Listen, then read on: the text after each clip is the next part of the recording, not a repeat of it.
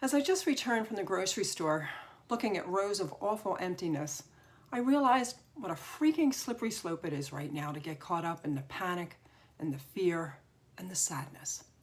I understand why. So many people are affected in so many ways. So many are influenced also via the news, the plunging stock market, don't even get me started, their jobs affecting their work. I felt so deflated. I didn't see any optimism around me.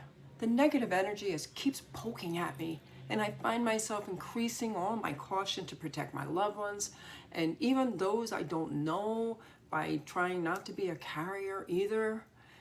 And I'm catching the anxiety bug, spreading around too, like everybody else. It's contagious. Then I reminded myself to balance, just balance. To everything there is an opposite. Up, down, in, out, good, bad. So I looked up the word fear to find out what was the opposite of it. And the words are trust, courage, and calmness. And I wondered how I could translate those words into balance during these chaotic times in my just space. How could I bring corners of optimism to the pandemic instead of living, and better to live on the side of hope and calm? So I have some ideas that I wanted to share, and I wanted to hear what you had to think of them, and maybe share your ideas of things that you could do or suggest that we could spread too. Be encouraging, okay? So there's nothing like spreading anything faster than calling your family. Call your friends. Spend some time catching up. Find out about Uncle Joe and Cousin Mary, right? Everybody needs encouragement now. Everybody.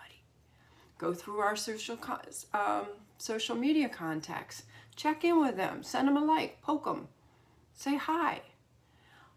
Write a letter. I know hardly anybody ever gets an envelope anymore, let alone with a stamp. But write a letter to a friend or a family member or a colleague and bring some joy and have some fun too. They'll save it just like you do when you get yours. Do you know anybody who's elderly or families with somebody who's sick who should not be going out right now? Offer to help to do their errands. Make some calls, take their cleaning, pick up things for them. They shouldn't be out. They're at high risk, so just ask. You give, it'll come back to you. Can't get the food you want at the store? Well, I have a cure for that. Fun. Go watch an episode of Chopped, and then go back to your cabinets and your refrigerator and pull out all these odds and ends ingredients, and then Google them all together, and then see. You'd be surprised at how many recipes come up. This is a grand winner. Get out the games: Monopoly, Jenga, cards, Twister. Have fun with the family. It's laughter, you talk, it's great quality time.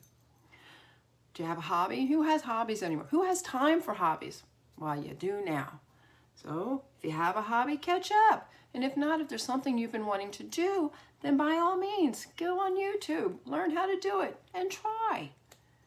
This is a personal favorite of mine, only because I've been working on it. For all of us older folks, we have envelopes and envelopes of Kodak pictures. For all the younger folks, and even us too, we have tens of thousands of photos on our phone. Well, let's get them organized. Let's make gifts out of them. Let's make digital books out of them. Anything. It's a worthwhile work and project.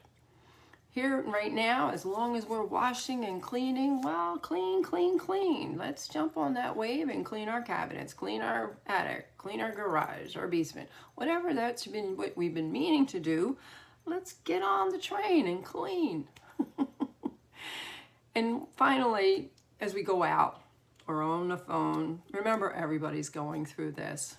Make sure you get their name. Thank them for being there or give them a smile. This can be encouraging or discouraging for all of us. And the more we do it and create the ripples of optimism, the more they might do it too. Some of them can't be helped.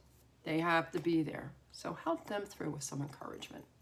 If you liked any of these ideas, please share them. Not because I want so many shares, but really share them, but not before you add your positive activity or thoughts to it.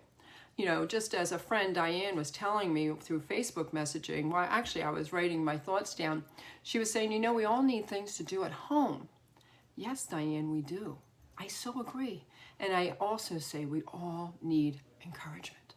So let's get back to really simple basics with each other.